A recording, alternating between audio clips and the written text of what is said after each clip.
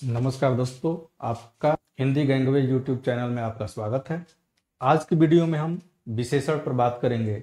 जैसे हम लोगों ने संज्ञा और सर्वनाम पढ़ा, अब आज हम विशेषण पढ़ेंगे। जैसे विशेषण की परिभाषा होती है कि जो शब्द संज्ञा या सर्वनाम की विशेषता बताते हैं उन्हें हम विशेषण कहते हैं।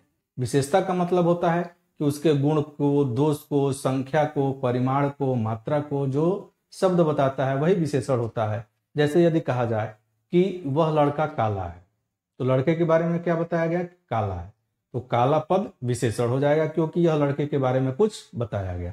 जैसे इसमें भी लिखा गया है अच्छा लड़का, लड़का कैसा है? तो अच्छा है, तो यह जो अच्छा पद है यह विशेषण है। काला घोड़ा, काला क्या है? विशेषण है क्योंकि यह घोड़ा की विशेषता बता रहा है।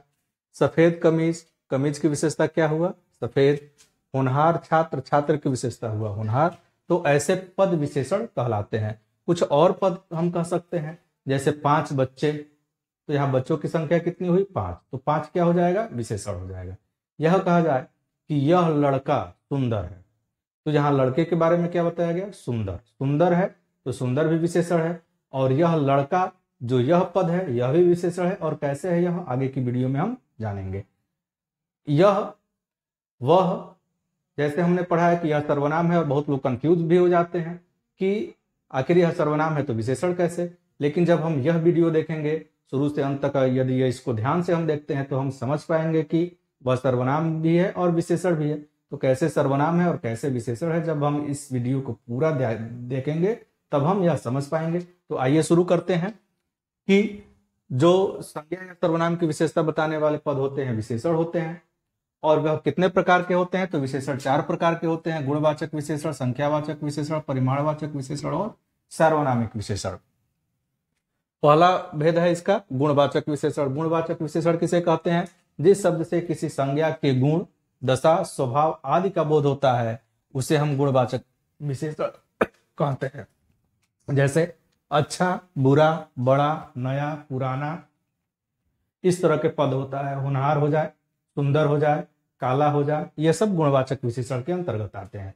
तो गुणवाचक विशेषण के अंतर्गत कौन कौन से पद आते हैं? मान लीजिए कि काल मतलब जो समय हो, जो नया हो, पुराना हो, ताजा, भूत, वर्तमान, भविष्य, प्राचीन, अर्वाचीन, इस तरह के जितने भी पद आते हैं वह सबके सब गुणवाचक विशेषण के अंतर्गत आते हैं। जो स्थान के बारे में बताए, जैसे स्थान है तो जैसे कमरे के भीतरी भाग, कमरे का बाहरी भाग, तो भीतरी, बाहरी, स्थानीय, सतही, देशीय, इस तरह के जो भी पद आते हैं उनको हम गुणवाचक विशेषण कहते हैं। आकार प्रकार हो, जैसे खुरदरा हो, समतल हो, गोल हो, चौकोर हो, नुकीला हो, लंबा हो, चौड़ा हो, खुरदरा हो, इस तरह के जो भी पद होते हैं वह सब गुणवाचक विशेषण कहलाते हैं। जितने भी रंग के नाम होते हैं, जैसे लाल, पीला, हरा, नीला, आसमानी, बैगनी, इस तरह के जितने भी रंगों के नाम होंगे वह सब के सब गुणवाचक विशेषण कहलाएगा। जो दशा है, दशा में जैसे व्यक्ति, मानव की दशा, जैसे वह दुबला है, पतला है, मोटा है, ताजा है, सूखा है, गीला है, आर्द्र है, शुष्क है, पतला है, ये सब के सब पद गुणवाचक विशेषण के अंतर्गत आते हैं। और किसी भी व्यक्ति के गुण या दोष के नाम यदि आप रख पाए वह सब के सब गुणवाचक विशेषण होता है। जैसे वह अच्छा है, वह बुरा है, तो अच्छा, बुरा, पापी, दानी, सज्जन, उचित, अनुचित, बहादुर, कायर, इस जो भी पद होते हैं वह सब गुणवाचक विशेषण के अंतर्गत आते हैं। इसका दूसरा भेद होता है संख्यावाचक विशेषण। इसकी विशेषता होती है कि जो शब्द संज्ञा या सर्वनाम की संख्या का बोध कराता है उसे संख्यावाचक विशेषण कहते हैं। जैसे 4, 5, 6, 7, 8, 100, 200, पहला, दूसरा, तिगुना, चौगुना, पांचगुना, कुछ, इस तरह के जो पद होते हैं वह संख्यावाचक विशेषण कहलाते हैं। जैसे मान लीजिए कहा जाए कि उसके पास 4 आम है, 4 आम है, तो आम क्या है? संज्ञा है और इसकी संख्या 4 है, तो यह 4 विशेषण हो जाएगा। अब यही कह दिया जाए आगे कि उसके पास कुछ आम है, तो आम संज्ञा है और उसके बारे में कुछ पद बताया गया तो यह विशेषण हो जाएगा। तो इस आधार पर संख्यावाचक विशेषण 2 प्रकार के होते हैं, एक निश्चित संख्यावाचक विशेषण और एक अनिश्चित संख्यावाचक विशेषण।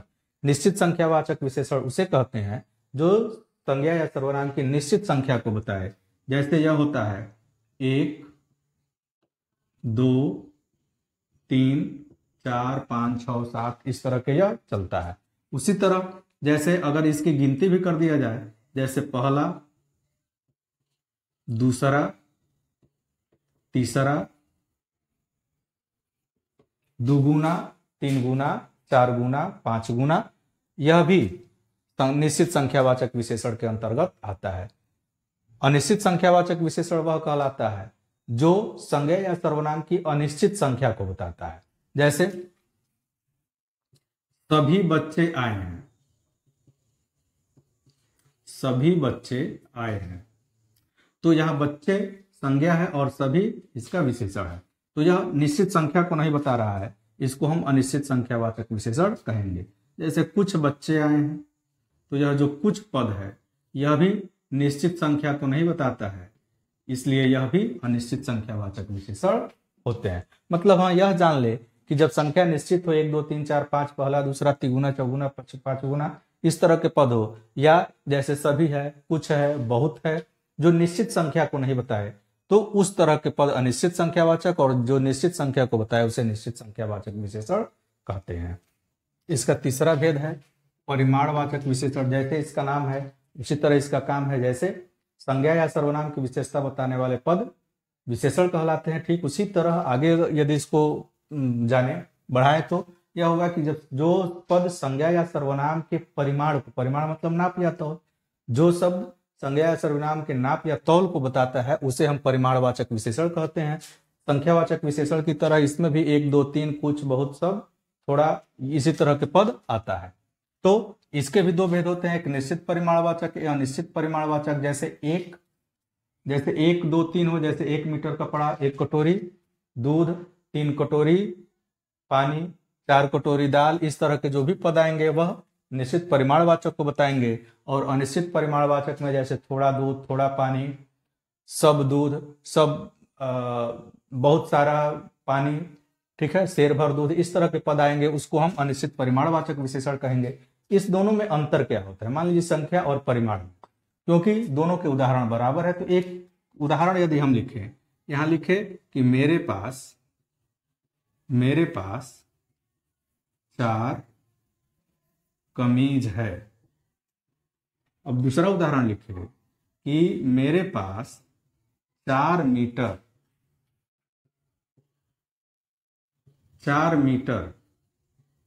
कपड़ा है। तो देखें, इसमें दोनों में 4 4 है और इसमें कमीज है, इसमें मीटर है। तो आप देख लें, जैसे कमीज जो सिला हुआ जो पहनने के लिए तैयार है उसको हम कहेंगे। तो मेरे पास 4 कमीज है तो उसको हम गिन लेंगे, 1, 2, 3, 4 कमीज।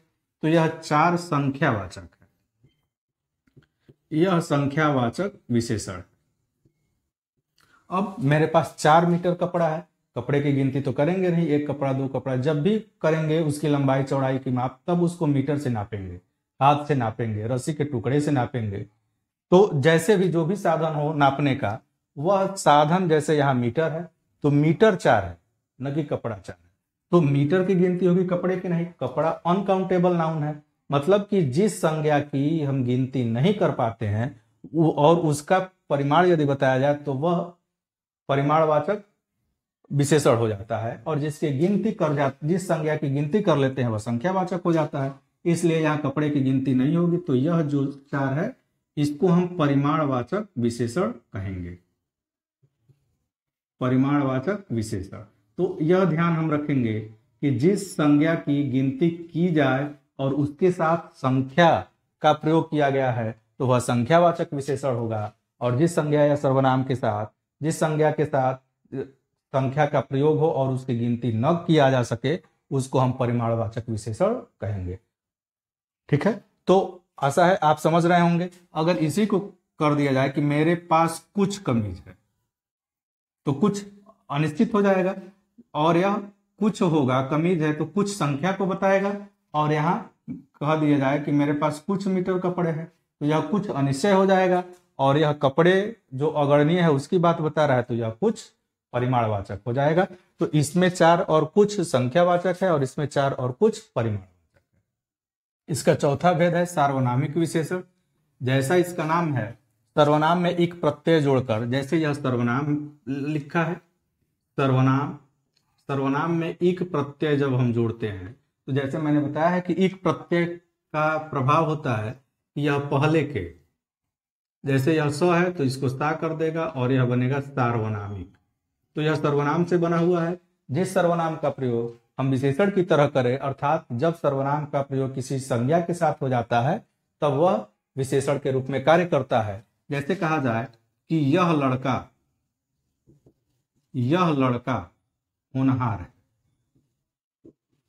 होनहार है, तो यह जैसे हम जानते हैं कि संकेतवाचक सर्वनाम होता है और यह यहाँ लड़के के साथ प्रयुक्त हुआ तो यह विशेषण हो गया, यह सार्वनामिक विशेषण है। जबकि इसका अगर प्रयोग हो तो सर्वनाम के रूप में, तो इसको हम कह सकते हैं कि यह लड़का, तो इस दोनों में यह सर्वनाम है, यह सर्वनाम के रूप में है और यह विशेषण के रूप में है। अगर इसको दोनों एक ही कैसे है या दोनों अलग कैसे है, इसको यदि देखें तो यदि इसका हम,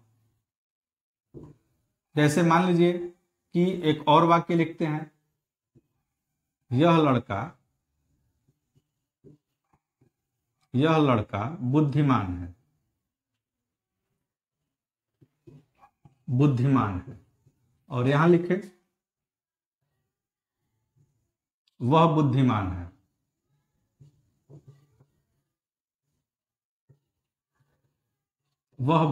है। दोनों में वह का प्रयोग हुआ तो एक जगह यह सर्वनाम है, एक जगह विशेषण है। अगर इसको हम करें तो इसको कहेंगे दिस बॉय इज, बुद्धिमान का वाइज, क्लेवर यह कह सकते हैं, ठीक है। अब इसको करें तो दैट इज क्लेवर या वाइज, ऐसे हम इसका प्रयोग कर सकते हैं। अब देखें कि यहाँ बॉय और दिस दोनों एक साथ है और यहाँ क्लेवर और दैट अलग अलग है। तो जब यह एक साथ प्रयुक्त हुआ तो यह विशेषण हुआ और यह अलग अलग प्रयुक्त हुआ तो सर्वनाम हुआ। तो जब किसी संज्ञा के साथ किसी सर्वनाम का प्रयोग कर दिया जाए तो वह विशेषण बन जाता है और सार्वनामिक विशेषण बनता है। इसमें पुरुषवाचक और निजवाचक सर्वनाम का प्रयोग हम सार्वनामिक विशेषण के रूप में नहीं करते हैं, बाकी जो 4 बचता है उसका हम प्रयोग कर लेते हैं। जैसे यहां कहें कि किसी लड़के को बुलाओ,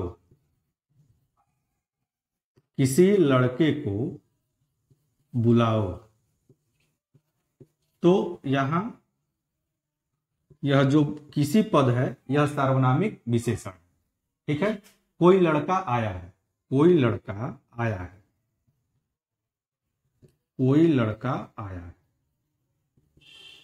तो यहाँ कोई भी सार्वनामिक विशेषण है। तो यह ध्यान रखेंगे कि जब संज्ञा के साथ किसी सर्वनाम का प्रयोग करते हैं तो वह सार्वनामिक विशेषण होता है और जब सर्वनाम स्वतंत्र रूप से संज्ञा के बदले में प्रयुक्त होता है तो वह सर्वनाम।